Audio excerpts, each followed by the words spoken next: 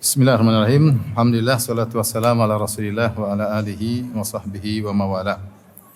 Ikhwan dan akhwat yang dirahmati Allah Subhanahu wa taala, kita lanjutkan pembahasan kita. Al-Imam Abu Ja'far At-Tahawi rahimahullahu taala menjelaskan tadi inilah akidah Ahlus Sunnah wal Jamaah ya. Akidah Ahlus Sunnah wal Jamaah ya. Apa yang dimaksud Ahlus Sunnah wal Jamaah? Ahlus Sunnah wal Jamaah adalah orang yang mengikuti sunnah dan al-jamaah, dan sunnah jelas sunnah Nabi sallallahu alaihi wasallam. Adapun al-jamaah maka sebagaimana disyaratkan dalam hadis-hadis yang datang dalam banyak riwayat ketika Nabi sallallahu alaihi wasallam menyebutkan iftaraqatil yahud ila 3 ila 71 firqah wa iftaraqatin nasara ila 72 firqah wa sataftariqu hadhihi al-ummah ila 73 firqah kulluha finnar ila wahidah. Bahwasanya Yahudi terpecah menjadi 71, Nasara 72 dan Islam akan terpecah menjadi 73, semuanya di neraka kecuali satu. Maka para sahabat bertanya, "Man hum ya Rasulullah?" Siapakah mereka wahai Rasulullah? Maka ada beberapa riwayat di antara Rasulullah SAW mengatakan humul jamaah. Mereka adalah apa? Al-jamaah. Kemudian mereka dalam riwayat yang lain Rasulullah SAW mengatakan hum as-sawadul a'zam, yaitu golongan mayoritas. Golongan mayoritas. Kemudian lagi dalam riwayat hum man kana ala mithli ma ana alaihi al-yaum ashabi, yaitu orang yang berada di atas jalanku dan jalan para sahabatku pada hari ini. Yaitu orang-orang Ahlus Sunnah wal Jamaah yang berada di atas jalan yang aku tempuh dan para sahabatku pada hari ini. Dari sini para ulama mengkompromikan tiga lafal tersebut. Bahwasanya disebut dengan Ahlus-Sunnah wal Jamaah. Al-Jamaah maksudnya adalah para sahabat. As-sawadul a'zam, golongan mayoritas maksudnya di zaman itu. Yang mayoritas di zaman Nabi siapa? Para sahabat. Apalagi dengan tegas Rasulullah SAW mengatakan man kana ala mithli ma ala alaihi al-yaum ashabi, itu orang-orang yang berjalan di atas jalanku dan para sahabatku pada hari ini.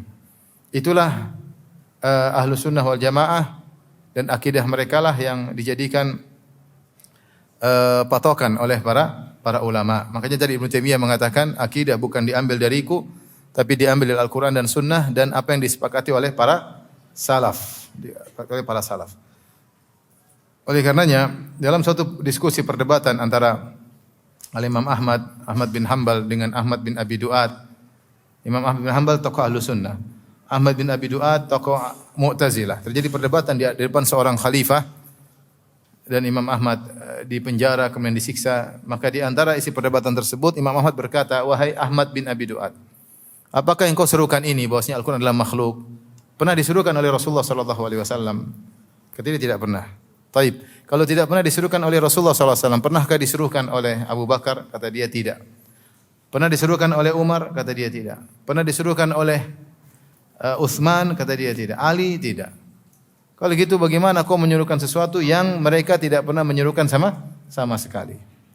Artinya apa yang tidak diyakini oleh mereka, tidak diyakini oleh Nabi dan para sahabat, maka itu bukan akidah Ahlus Sunnah wal Jamaah.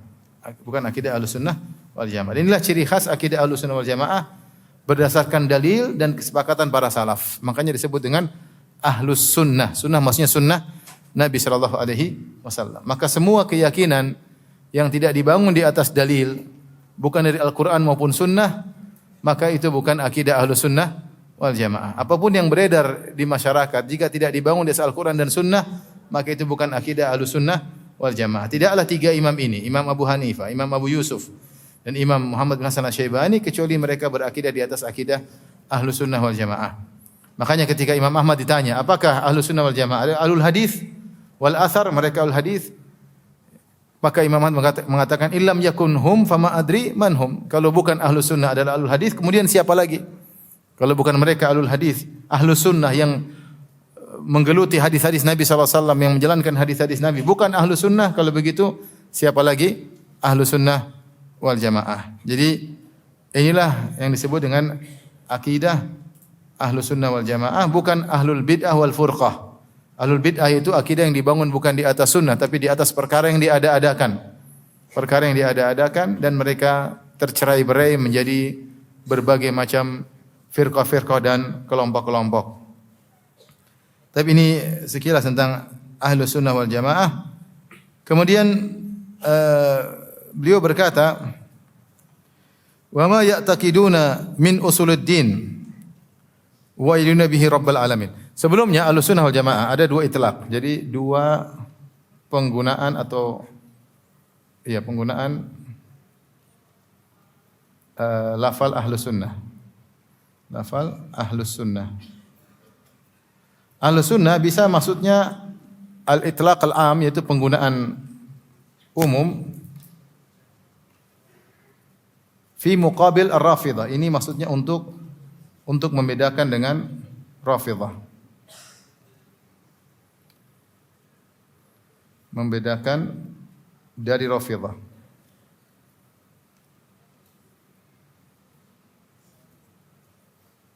Kemudian itlaq al-khas, penggunaan khusus, adalah untuk membedakan dengan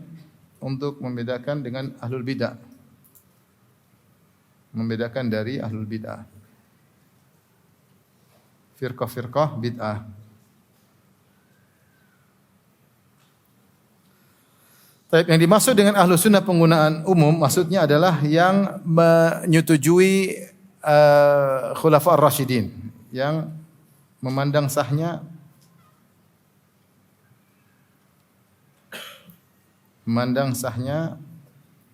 al-Khulafa ar-Rasyidun al-arba'ah, ya. Khulafa ar-Rasyidin kalau kita. Khulafa ar-Rasyidun, ya.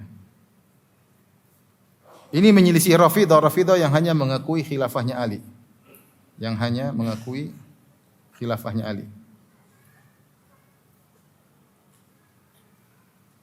Adapun Ali bin Abi Thalib, ya. Adapun Abu Bakar, kemudian Umar, Utsman dan yang lainnya, maka mereka tidak setuju, bahkan mereka mengkafirkan tiga khulafa tersebut. Mereka tidak mengakui sahnya kepemimpinan Abu Bakar. Mereka tidak mengakui sahnya kepemimpinan Umar. Mereka tidak mengakui sahnya kepemimpinan Utsman bin Affan. Yang mereka akui cuma siapa? Ali bin Abi Thalib. Nah, kalau disebut Ahlus Sunnah secara pemahaman umum, maka semua yang menyelisih Rafidhah disebut Ahlus Sunnah. Semua yang menyelisih Rafidhah disebut Ahlus Sunnah. Jika demikian, Ahlus Sunnah dalam penggunaan umum luas, mencakup Mu'tazilah, Qadariyah, Jahmiyah, semua mereka mengakui khulafa ats-tsalatsah. Mereka mengakui keimamahan atau kekhilafahan Abu Bakar, Umar dan Utsman.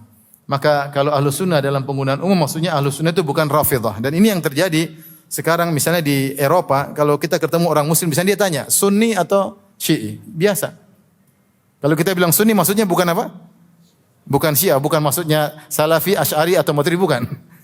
Sunni maksudnya bukan apa? Bukan Syiah. Dan ini hal biasa. Kawan-kawan ke Eropa bukan suatu yang disembunyikan. Kamu Sunni apa Syi'i? Sunni. Maksudnya ini penggunaan Ahlus Sunnah makna apa? Umum. Siapa Ahlus Sunnah? Yaitu yang mengakui tiga khilafah sebelum Ali bin Abi Thalib. Abu Bakar, Umar dan Utsman. Dan penggunaan ini masih berlaku sampai sekarang, terutama di misal di Eropa yang biasa orang terbuka ditanya, seperti ditanya misalnya Protestan atau Katolik, biasa, Katolik misalnya. Tanya Sunni, Syi'i, Sunni. Oh, berarti dia tahu bagaimana bermuamalah. Waktunya sholat harus sholat bareng atau tidak. Ini sehingga mereka bisa mengambil sikap yang sesuai dengan lawan bicara mereka, dan itu biasa, ya. Dan itu biasa. Ini penggunaan lafaz Ahlus Sunnah secara umum, maka masuk dalam penggunaan Ahlus Sunnah secara umum semua firqah-firqah yang ada. Mau Mu'tazilah, mau Jahmiyah, mau Asy'ariyah, mau Maturidiyah, mau Sufiyah, apa saja semuanya Ahlus Sunnah, karena semuanya mengakui kekhilafahan tiga khalifah sebelum Ali bin Abi Thalib. Adapun penggunaan khusus maksudnya untuk membedakan dengan firqah-firqah bid'ah. Yaitu yang tadi yang sebutkan saya tadi, Ahlus Sunnah wal Jamaah yang berpegang dengan pemahaman Al-Qur'an dan Sunnah sesuai dengan pemahaman para salaf. Yang tadi Imam Ahmad berdalil melawan Mu'tazilah. Dia mengatakan, yang kau seru ini apakah pernah disuruhkan oleh Rasulullah, Abu Bakar, Umar, Utsman, Ali? Kalau enggak berarti itu bukan pemahaman Ahlus Sunnah wal Jamaah. Ya. Dan itu mi'yar atau itu adalah barometer kita untuk mengenali suatu akidah benar atau tidak.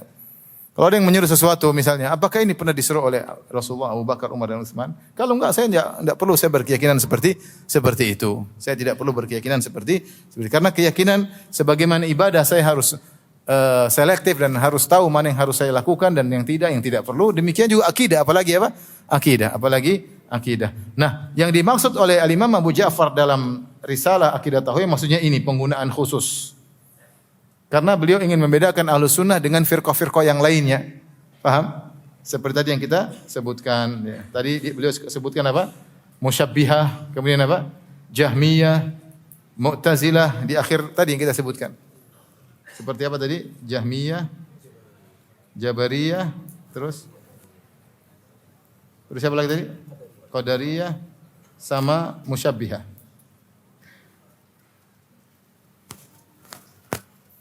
Kalau penggunaan umum semua firqah masuk ya. Semua firqah masuk kecuali siapa? Rafidhah. Semua ahlu sunnah selain Rafidhah. Jadi antum jangan heran nanti kalau pas lagi main ke Eropa, kalau pas main ke sana. Kalau cuma main di Sidoarjo enggak ada tanya-tanya begitu. Sini enggak. Kali Eropa mungkin ditanya, Sunni, Syi'i, bilang apa? Sunni ya. Taib. Kemudian di sini beliau berkata, inilah akidahnya atau ya akidah Ahlussunnah di atas madhabnya fuqaha'il millah Abu Hanifah, Abu Yusuf dan Muhammad bin Hasan Asy-Syaibani, wa ma ya'taqiduna min usuluddin, dan apa yang mereka yakini dari perkara usuluddin, pokok-pokok agama. Wa yadinuna bihi rabbal alamin, dan mereka jadikan sebagai agama untuk meyakini Rabbul alamin, meyakini Allah Subhanahu wa taala. Tapi apa ini maksud usuluddin? Ini sudah ya. Kita lanjut usuluddin. Kalimat usul ad-din. Usuluddin sudah pernah kita jelaskan jamak dari asal, maka digunakan sebagai istilah sebagai mustalah yang maknanya sama dengan akidah. Sama dengan akidah. Usuluddin maksudnya akidah. Ya. Ini istilah. Kita pernah kita sebutkan pada pertemuan sebelumnya di mukaddimah tentang ilmu akidah. Kita sebutkan ilmu akidah bisa diungkapkan dengan bahasa-bahasa yang lain. Di antaranya usuluddin. Di antaranya apa lagi? As-sunnah. Di antaranya as-syariah. Di antaranya apa lagi? Apa lagi di antaranya? Hah? Apa? Apa? Ya, fiqhul akbar. Di antaranya apa? Fiqhul akbar. Ini istilah-istilah digunakan para ulama. Ada yang mengatakan tauhid. Ini semua maksudnya adalah ilmu akidah. Sudah biasa di antara mereka, para ulama mereka menggunakan istilah ilmu akidah dengan usuluddin. Ini boleh. Ya. Taib. Kemudian ada penggunaan lain. Ya. Masalah pokok-pokok agama. Ya. Pokok-pokok agama. Pokok-pokok agama penggunaan Ahlus Sunnah ketika ini istilahnya penggunaan oleh Ahlul Bid'ah, oleh Ahlus Sunnah. Penggunaan istilah menurut Ahlul Bid'ah.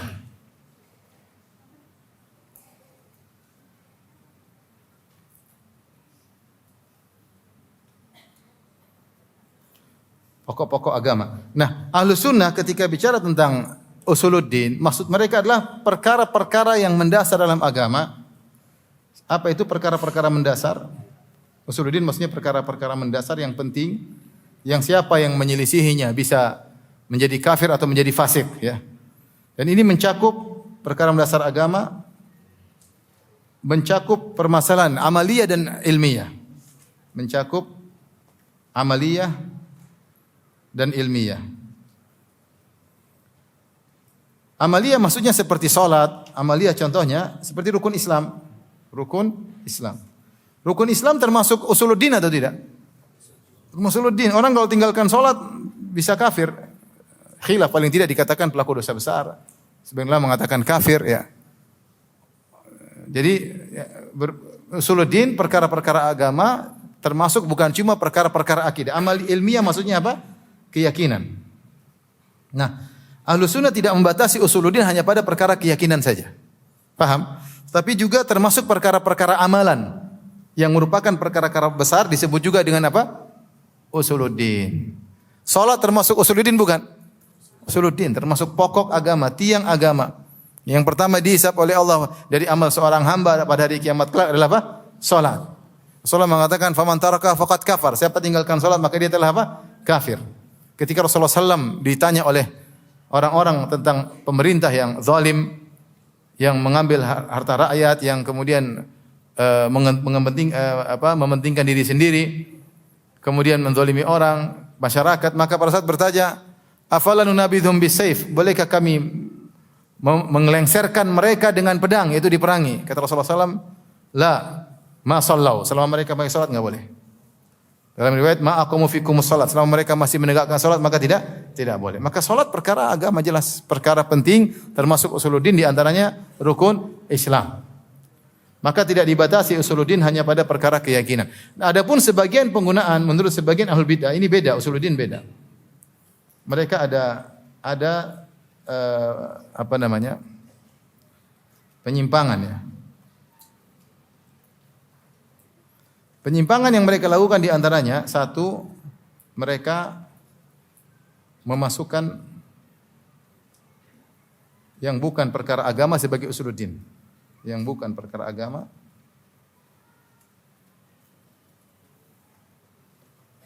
sebagai usul din, usul ad-din.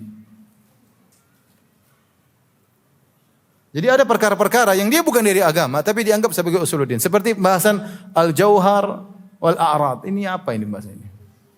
Ini pembahasan kita dapat dalam sebagian buku-buku akidah. Ini pembahasan pertama untuk mengetahui Rabb itu ada atau tidak. Mudah-mudahan kita akan bahas nanti. Meskipun agak berat. Untuk mengetahui Rabb ada atau tidak, seorang harus paham itu apa itu jauhar dan apa itu a'rad.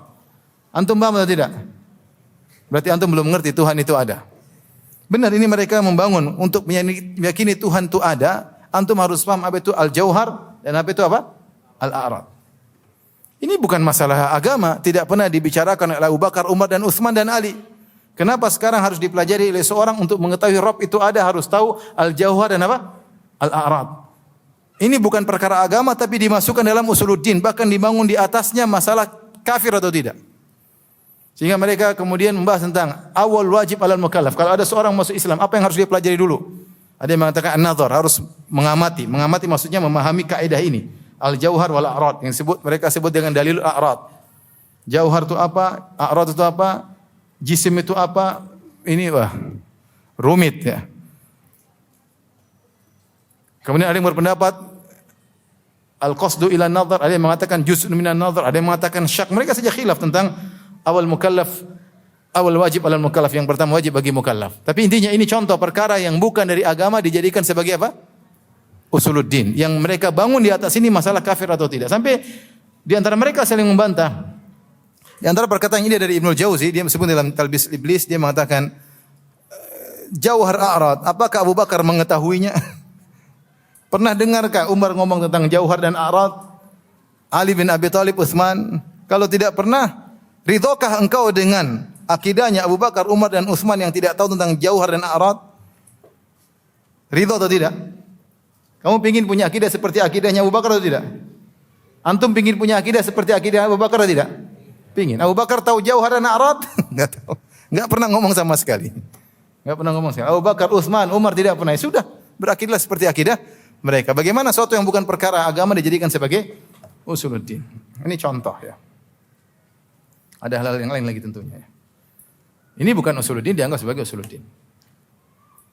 Terus berikutnya di antara kesalahan mereka membatasi ilmu usuluddin hanya pada ilmiyat. Membatasi usuluddin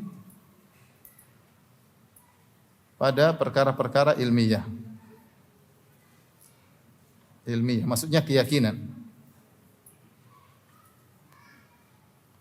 Padahal kita tahu bahwasanya usuluddin bukan terbatas pada perkara keyakinan saja. Benar, keyakinan adalah perkara usuluddin.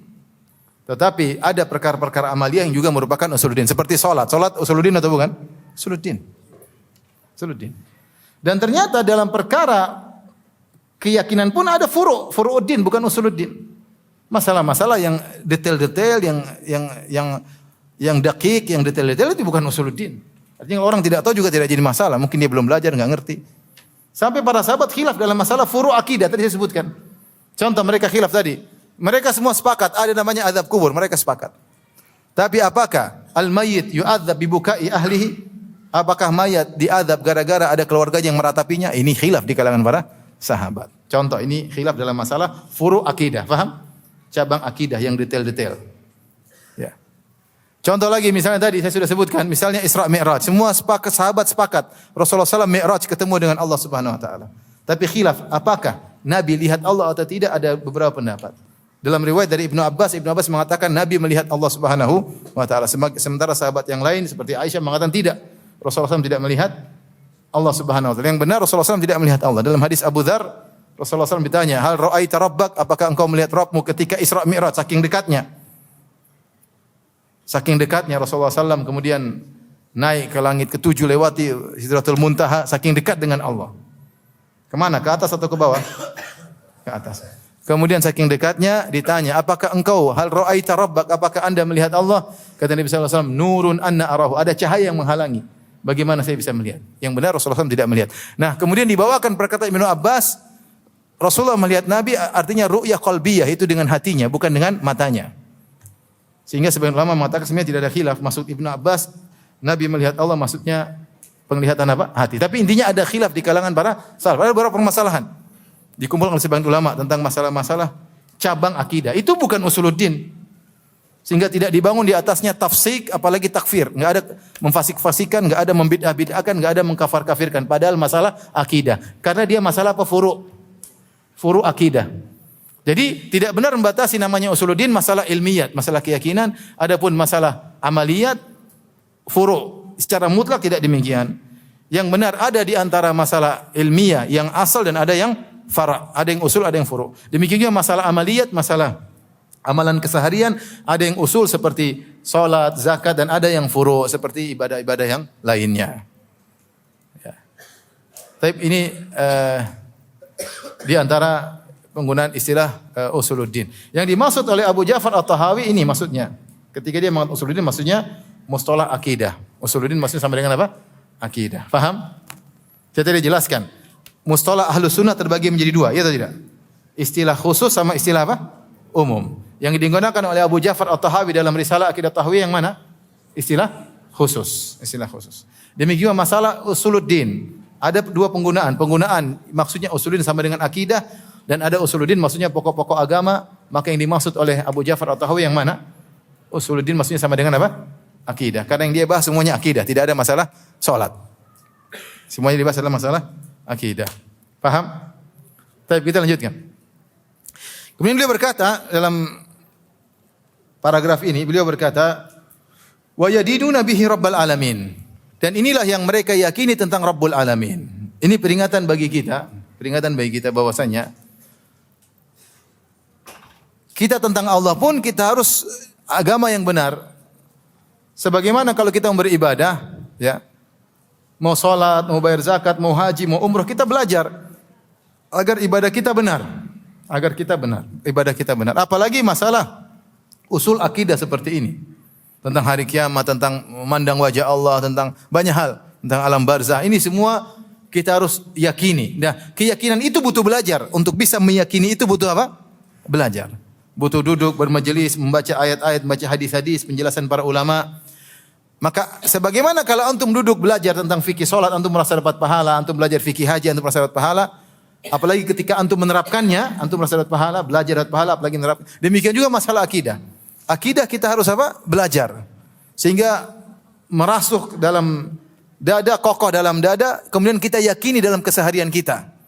Nah, ini tidak boleh sembarang kita berakidah. Kita enggak boleh berakidah tentang Allah sembarangan, harus berakidah dengan akidah yang benar. Maka kalau kita duduk di sini, kita sama-sama belajar, kita sedang beribadah. Perhatikan ya, bukan ibadah sembarang. Kita sedang bukan belajar fikih umrah, fikih haji, kita belajar tentang bagaimana meyakini Rabbul Alamin. Allah itu bagaimana yang seharusnya kita yakini. Yang nanti kalau kita meninggal kita bertemu dengan Allah dengan akidah tersebut. Tidak boleh sembarang apa? Akidah. Tapi harus akidah yang dibangun di atas dalil yang diinginkan oleh Allah dalam Al-Qur'an dan diinginkan oleh Rasulullah sallallahu alaihi wasallam dalam hadis-hadisnya yang telah disepakati oleh para salaful ummah. Para salaf telah menyepakati akidah tersebut, itulah yang ingin kita yakini. Mau tidak mau kita harus belajar tentang akidah. Harapan saya kepada ikhwan dan akhwat sabar ya. Belajar akidah ini butuh apa? Sabaran. Nanti kalau kita yakini kemudian kita bawa dalam kehidupan sehari-hari, kita dapat argo pahala karena keyakinan itu mendatangkan pahala. Keyakinan yang benar mendatangkan apa? Pahala. Tidak boleh sembarang berakidah. Maka sampai di sini saja kajian kita. Kalau terlalu banyak nanti antum hang ya. Insyaallah nanti kita pertemuan lagi mudah-mudahan bulan depan, mudah-mudahan. Baik, demikian saja kajian kita. Insyaallah kita lanjutkan kesempatan yang lain. Subhanakallah bihamdik asyhadu an la ilaha illa anta astaghfiruka wa atubu ilaik. Assalamualaikum warahmatullahi wabarakatuh.